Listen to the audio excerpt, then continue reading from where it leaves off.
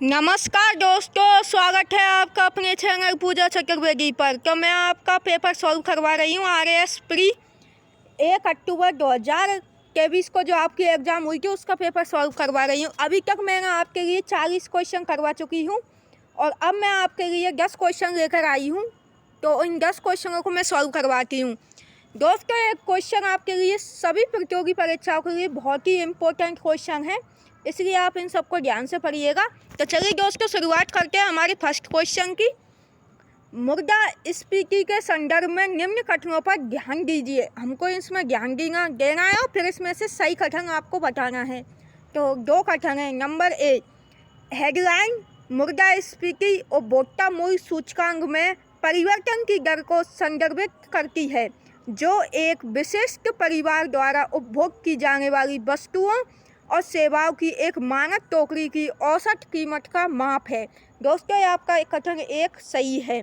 Number 2, core मुद्रास्फीति उपभोक्ता मूल्य सूचकांक से अस्तर मूल्य वाली कुछ वस्तुओं जैसे खाद्य ईंधन को बाहर करने के बाद औसत उपभोक्ता कीमतों में बदलाव को मापती है। तो दोस्तों, ये भी आपका सही है। तो आपका आंसर होगा नंबर 2।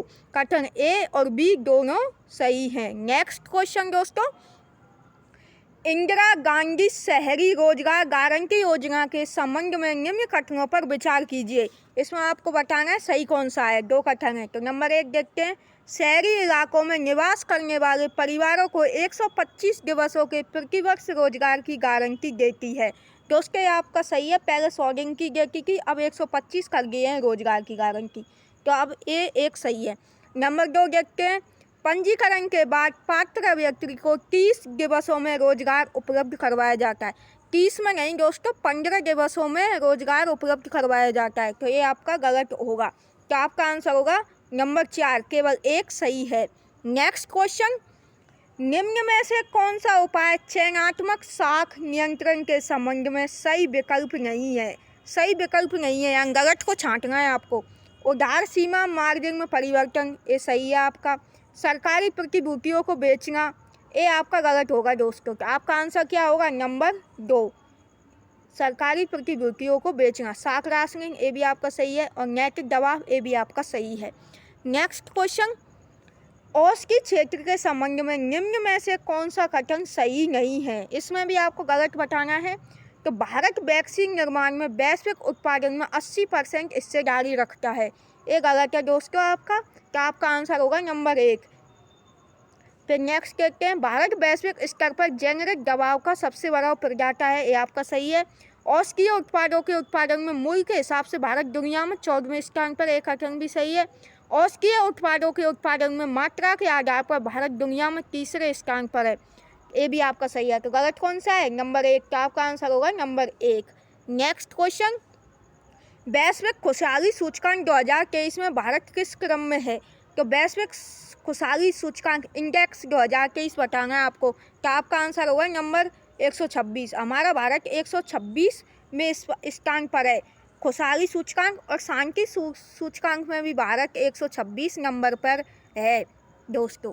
नेक्स्ट क्वेश्चन, ऑटोमोबाइल क्षेत्र के बारे में निम्न में से कौन सा सही नहीं है? इसमें भी आपको गलत कथन बताना है।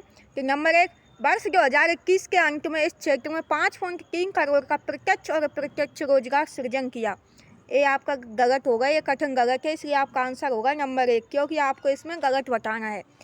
यह क्षेत्र भारत की सकल घरेलू उत्पाद में 7.1% योगदान देता है, एक कथन सही है।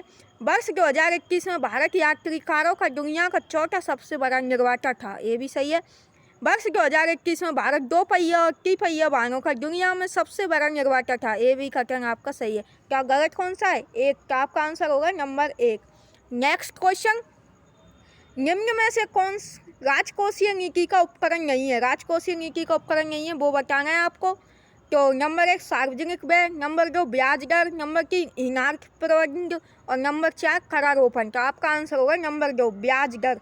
ब्याज दर राजकोषीय नीति का उपकरण नहीं है। नेक्स्ट क्वेश्चन, वर्ष 2022-23 के अग्रिम अनुमानों के अनुसार सांकेतिक अथवा प्रचलित मूल्यों पर भारत के सकल घरेलू उत्पाद में कितना % भाग राजस्थान के सकल राज्य घरेलू उत्पाद के होने का अनुमान है?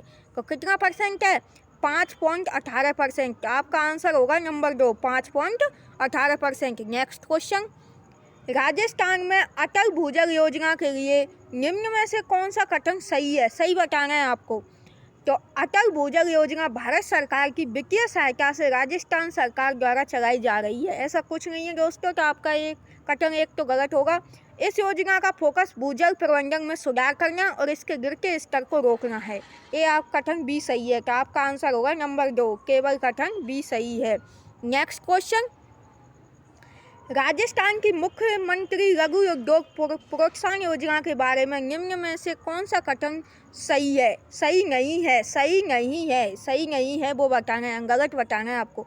इस योजना में लघु क्षेत्र के उद्यमियों को 15 करोड़ तक के ऋणों पर 4% का ब्याज अनुदान दिया जा रहा है। ये गलत है, तो आपका आंसर नंबर 1 होगा, 4% नहीं है। इस योजना में लघु के क्षेत्र के उद्यमियों को 10 करोड़ के ऋणों पर 5% का ब्याज अनुदान दिया जा रहा है। एक कथन सही है।